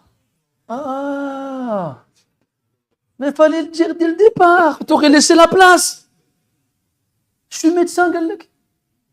Donc après, des gens ils sont un petit peu nerveux, ils l'ont un petit peu fait comprendre qu'on s'en fichait qu'il était médecin. Mais ce que je veux dire, c'est qu'ici, il n'y a pas de médecin ou de fraisier ou de fraisier. Pourquoi je dis fraisier? Pourquoi? Je voulais dire un autre truc, mais c'est ce qui est sorti. Il n'y a pas de médecin ou de mécanicien ou d'ouvrier ou d'ingénieur. Il y a que des musulmans qui viennent faire la prière. C'est tout. Tu veux faire le médecin, fais-le dans ton cabinet, Khoya. Va-toi à la café, tu fais la queue, tu dis je suis médecin, je passe en premier, on va voir si mon test est passé. Moi, nous, on a droit à des gens comme ça. Moi, j'ai fait telles études, moi, j'ai été dans telles écoles, j'étais dans telles écoles, moi, j'ai tel travail, moi, j'ai tel salaire, moi, j'ai telle maison, j'ai telle voiture. Lui, il est au paradis, lui.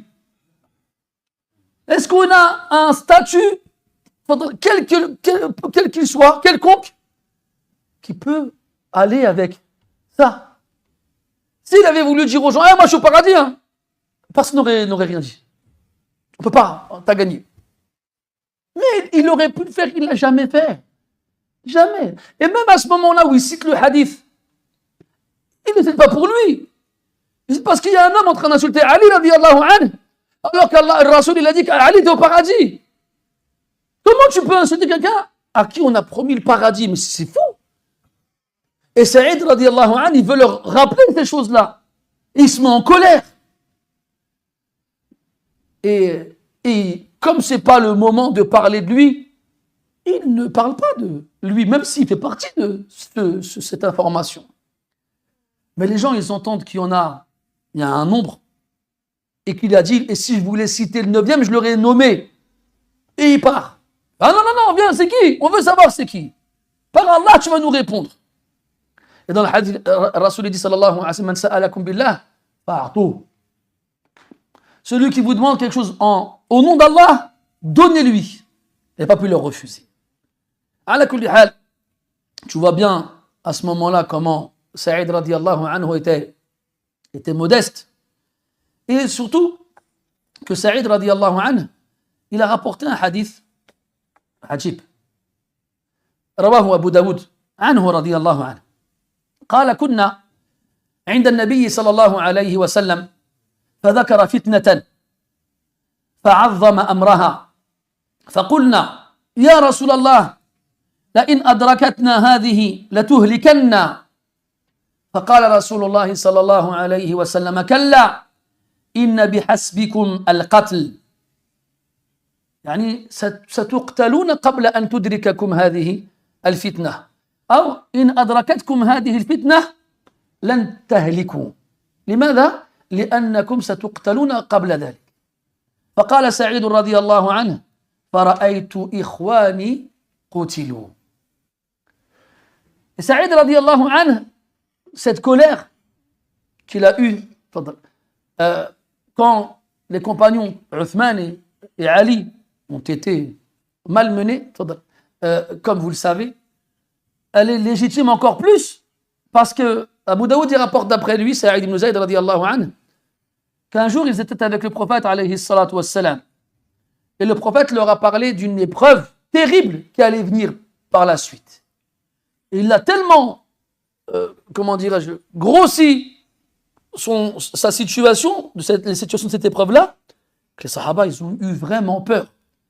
Ils ont dit, Ya Rasulallah, si jamais cette épreuve nous touche, nous serons alors fichus. Nous allons tous périr. Et là, le prophète lui répond, alayhi salatu wassalam, bihasbikumul qatl. Non, ne vous inquiétez pas. Vous serez tués avant. Vous serez tués avant, c'est-à-dire, soit vous serez tués avant que cette épreuve ne vous touche, ou soit cette épreuve vous touchera et vous serez tués, et donc vous n'aurez pas à craindre de périr parmi ceux qui suivront. Et Saïd radiallahu anhu qui rapporte le hadith, il dit à la fin, j'ai vu mes frères se faire tuer. Donc lui, comme on va le voir après, il va mourir après eux. Il va mourir après eux. Et il va les voir mourir les uns après les autres. Il va voir, Abu Bakr il est mort, il n'a pas été assassiné, mais il va voir Omar se faire assassiner, et Uthman, et Ali, et Ammar, et Talha, et Zubayr. Il va les voir tomber les uns après les autres, dans des circonstances tout aussi affligeantes les unes que les autres. طيب, on revient à Saïd ibn Zayd radiallahu anhu, avec un hadith qui montre qu'il avait un rang auprès des gens. C'était le dernier des 10 encore vivants. Enfin, c'était un des derniers parmi les 10 encore vivants. Et Saïd radiallahu anhu, à la fin de sa vie, il est retourné s'installer à Médine. Et après la mort de Muawiyah radiyallahu anhu, son fils Yazid lui a succédé. Et il a envoyé des émissaires dans les grandes régions musulmanes et il leur a pour qu'ils prêtent allégeance au nouveau calife. Et à ce moment-là, c'était Marwan ibn al-Hakam, le gouverneur de Médine. Et tout le monde se réunit auprès de Marwan pour lui prêter allégeance. Mais Marwan ne commence pas la cérémonie. Pour une raison. والحديث رواه الحاكم والطبراني عن سعيد بن زيد رضي الله عنه أو عن نعم قال بعث معاوية إلى مروان بن الحكم بالمدينة ليبايع لابنه يزيد وسعيد بن زيد بن عمرو بن نفيل غائب فجعل ينتظره فقال رجل من أهل الشام لمروان ما يحبسك قال حتى يجيء سعيد بن زيد فإنه كبير أهل المدينة. Donc ce hadith il nous dit, donc ça c'était avant que Muawiyah ne meure, mais il avait déjà désigné son fils pour lui succéder. Il a envoyé donc des émissaires dans les différentes villes et à Médine, Marwan ibn al-Hakam réunit les gens pour que les gens prêtent allégeance à Yazid, le fils de Muawiyah. Et Marwan se met à attendre. Il attend et tout le monde est présent.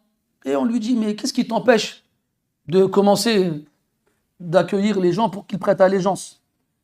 Il a dit, Saïd ibn Zayd, il n'est pas là. Et je ne commencerai pas sans lui, car c'est lui le plus grand des gens de Médine. وكان سعيد بن زيد رضي الله عنه ممن كانت دعوته مستجابة. Et Saïd ibn Zayd رضي الله عنه faisait partie de ces hommes et femmes dont les du'a étaient exaucés. Et on a un hadith qu'on retrouve dans beaucoup de références différentes. Il est Sahihain et il est aussi chez Abd al-Razzaq rahmatullahi alayhi. عن هشام بن عروة عن أبيه أن أروى بنت أويس ادعت على سعيد بن زيد رضي الله عنه أنه أخذ شيئا من أرضها فخاصمته إلى مروان بن الحكم فقال سعيد أنا كنت آخذ من أرضها شيئا بعد الذي سمعت من رسول الله صلى الله عليه وسلم قال مروان وما سمعت من رسول الله صلى الله عليه وسلم قال سمعت رسول الله صلى الله عليه وسلم يقول من أخذ شبرا من الأرض ظلما طوقه إلى 7 أراضين فقال له مروان لا أسألك بينة بعد هذا فقال سعيد اللهم إن كانت كاذبة فعم بصرها واقتلها في أرضها قال فما ماتت حتى ذهب بصرها ثم بين هي تمشي في أرضها إذ وقعت في حفرة فماتت ثم جاء السيل بعد ذلك فكسح الأرض فخرجت الأعلام كما قال سعيد. Saïd radiallahu anhu faisait donc partie de ceux dont les du'a étaient exaucés. Il y a une femme qui s'est plainte à Marwan ibn al-Hakam, le gouverneur de Médine, parce qu'elle s'est plainte de Saïd ibn Zayd, parce qu'elle prétendait qu'il lui avait pris une parcelle de son terrain. Ils étaient voisins. Et ils avaient des terrains mitoyens, et elle prétendait que Saïd lui s'était accaparé une partie du sien. Alors Marwan ibn al-Hakam, il convoque Saïd et il le met au courant de la plainte de cette femme-là. Saïd s'étonne. Il dit, moi, je vais prendre la terre de quelqu'un après ce que j'ai entendu du prophète sallallahu alayhi wa sallam. Là, Marwan ibn al-Hakam, il lui dit, qu'est-ce que tu as entendu du prophète alayhi wa sallam? Et j'ai entendu le prophète sallallahu alayhi wa sallam dire, quiconque s'empare d'un empan, un shibr, c'est ce qui est entre ton auriculaire et ton pouce, c'est-à-dire à peu près une quinzaine de centimètres. Ça dépend de la taille de terre.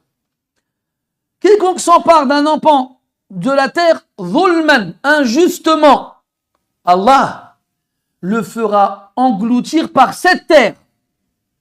Le fera se faire avaler par les terres les unes après les autres. Marwan ibn al-Hakam, il entend ça, il dit khlas. Après une telle narration, je ne te demanderai pas de preuves après cela. Mais Saïd ibn Zayd, il ne s'est pas contenté de ça.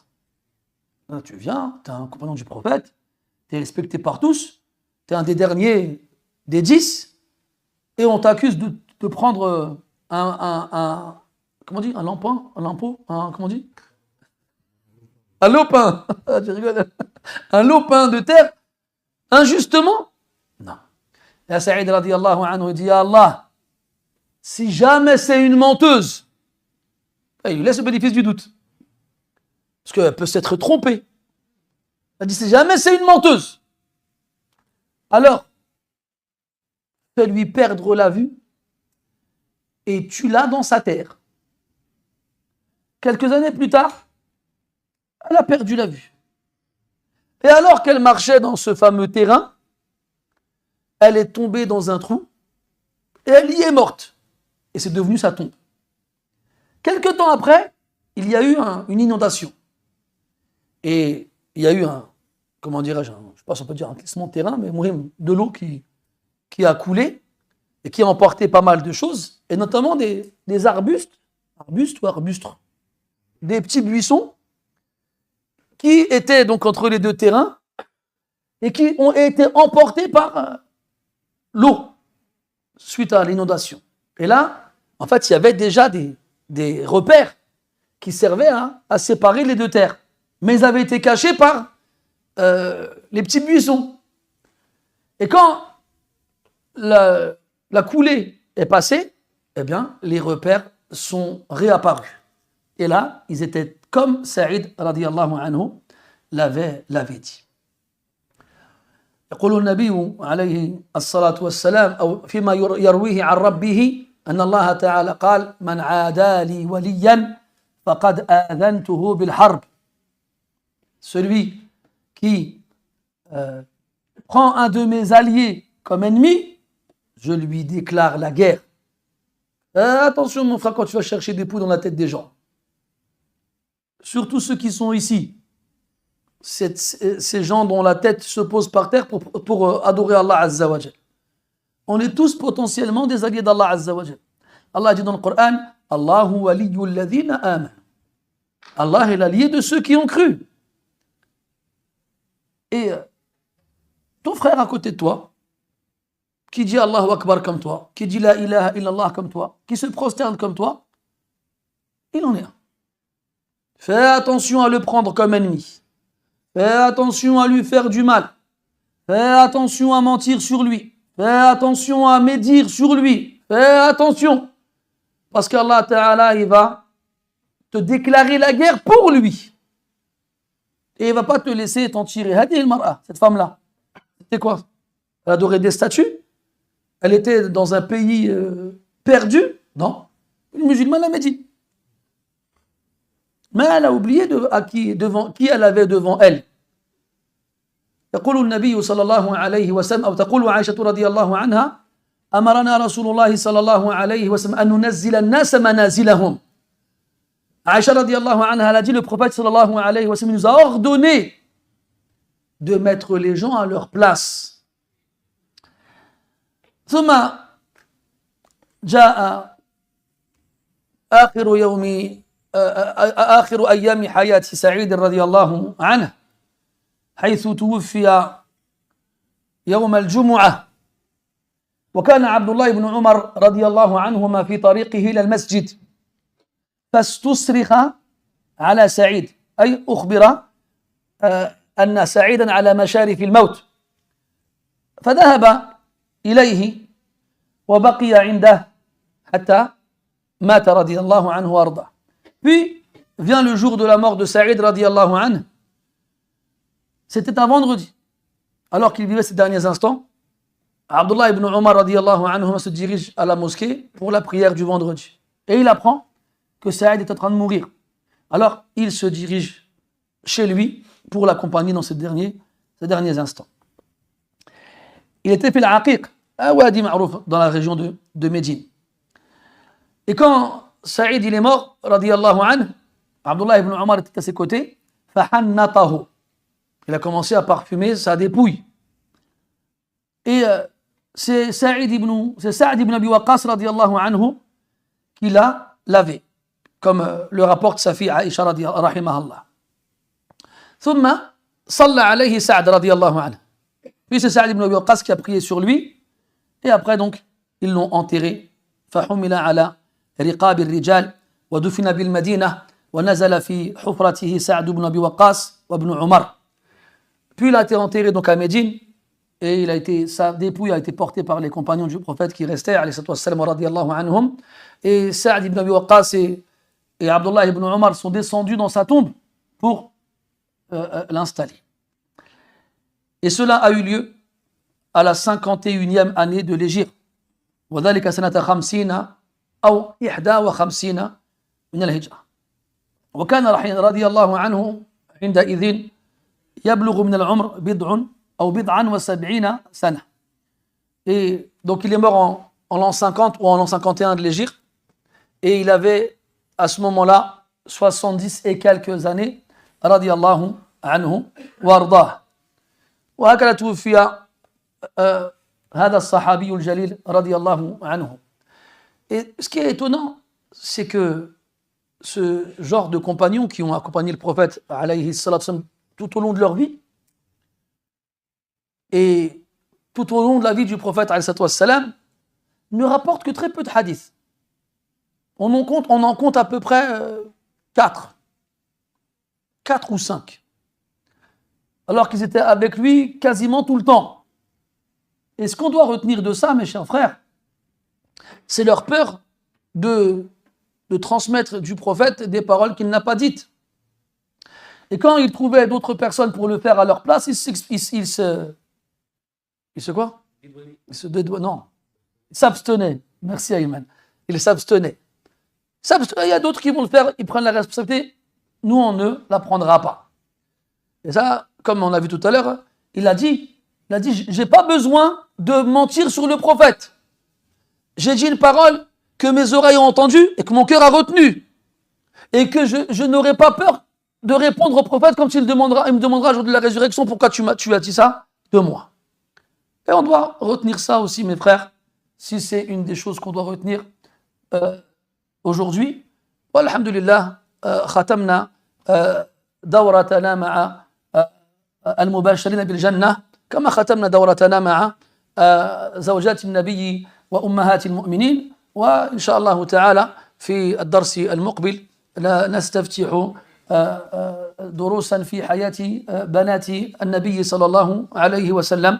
فنسأل الله تبارك وتعالى أن يوفقنا لكل خير وأن يجعلنا مفاتيح الخير مغاليق الشر. ونسأله عز وجل أن يجعلنا من أحباب أصحابه الكرام وأن يجمعنا بهم في أعلى فراديس الجنان. إنه ولي ذلك والقادر عليه. سبحانك اللهم وبحمدك نشهد أن لا إله إلا أنت نستغفرك ونتوب إليك. وصلى الله على نبينا محمد وعلى آله وصحبه أجمعين والحمد لله رب العالمين وبارك الله فيكم.